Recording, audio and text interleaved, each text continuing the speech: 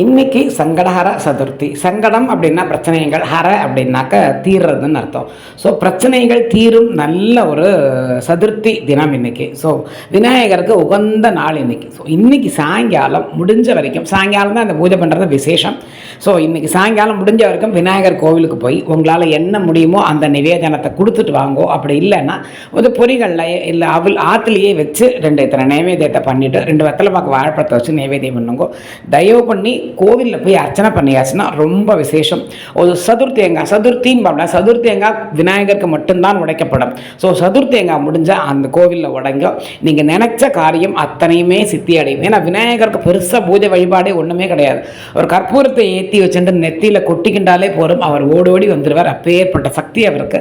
சனி திசை எல்லாமே இந்த காலங்களில் சதுர்த்தி தினங்களில் விலகும் அப்படிங்கிற மாதிரி ஒரு ஐதீகமும் இருக்குது. ஸோ உங்களால் முடிஞ்ச வரைக்கும் இன்னைக்கு சாயங்காலம் ஆற்றுலையே பிள்ளையார் தலையோ ஃபோட்டோவோ இருந்ததுன்னா அதுக்கு பாலபிஷேகம் வெள்ளத்தை ஊற்றிட்டு அப்புறம் இத்தனை பாலை ஊற்றுங்கோ. அது ரொம்ப விசேஷம்.